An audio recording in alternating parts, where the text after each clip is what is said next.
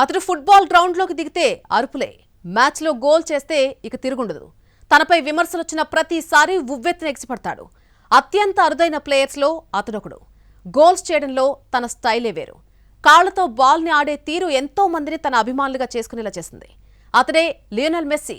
Argentina జట్టు కెప్టెన్గా తన అంతర్జాతీయ ఆటకు ముగింపు పలికాడు. దాంతో అంతర్జాతీయ ఫుట్బాల్ చరిత్రలో ఒక శకం ముగిసిపోయింది.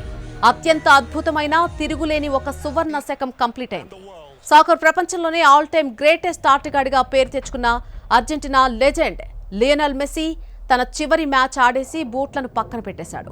ఫిఫా ప్రపంచ కప్ 2026 ఫైనల్ మ్యాచ్లో స్పెయిన్ చేతిలో అర్జెంటీనా జట్టు పరాజయం పాల్కావడంతో మెస్సీ తన సుదీర్ఘ అంతర్జాతీయ ప్రస్థానాన్ని కన్నీళ్లతో ముగించాల్సి వచ్చింది. తన చివరి మ్యాచ్లో టైటిల్ గెలిచి ఘనంగా వీడ్కోలు పలకాలని ఆశించినప్పటికీ రన్నరప్గా నిలవడంతో మైదానంలోనే తీవ్ర భావోద్వేగానికి గురై కన్నీటి పర్యంతమవుతూ నిష్క్రమించాడు. వాస్తవానికి మెస్సీ అంతర్జాతీయ కెరీర్ 10 ఏళ్ల క్రితమే అంటే 2016లోనే ముగిసిపోవాల్సి ఉంది. 2014 ప్రపంచ కప్ ఫైనల్లో జర్మనీ చేతిలో ఎదురైనటువంటి ఓటమి, ఆ తర్వాత 2016 కోపా అమెరికా ఫైనల్లో చిలీ చేతిలో పెనాల్టీ షూటౌట్లో ఎదురైన పరాజయం ఆయన్ను మానసికంగా తీవ్రంగా కుంగిపోయేలా చేశాయి. ఫిఫా ప్రపంచ కప్ 2026లో స్పెయిన్ చరిత్ర సృష్టించింది. దుర్భేద్యమైన డిఫెన్స్తో పాటు పదునైన అటాక్తో ఆధిపత్యం చూపించినటువంటి స్పెయిన్ ఫైనల్లో డిఫెండింగ్ ఛాంపియన్ అర్జెంటీనాను మట్టి కరిపించింది. అదనపు సమయంలో గోల్తో టోరెస్ స్పెయిన్ హీరోగా నిలిచాడు. స్టార్లు లేకున్నా సమిష్టిగా సత్తా చాటుతూ ఫుట్బాల్ జగజ్జేతగా నిలిచిన స్పెయిన్ కలల కప్పును రెండోసారి సగర్వంగా ముద్దాడింది.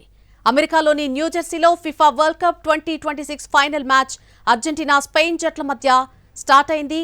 ఆద్యంతం ఉత్కంఠభరితంగా సాగినటువంటి ఈ ఫైనల్ మ్యాచ్లో డిఫెండింగ్ ఛాంపియన్ అర్జెంటీనాపై 1-0 తేడాతో విజయం సాధించింది స్పెయిన్.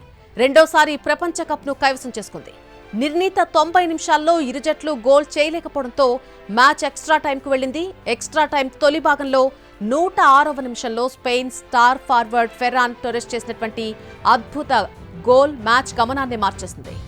పెడ్రో పోరో కుడివైపు నుంచి కొట్టి క్రాస్ పాస్ ను డి ఏరియాలో నికో విలియమ్స్ హెడర్ షాట్ తో వెనక్కి పంపించాడు. అక్కడే ఉన్నటువంటి ఫెరాన్ టోరెస్ అర్జెంటీనా గోల్ కీపర్ ను బోల్తా కొట్టిస్తూ బంతిని లక్ష్యానికి చేర్చాడు.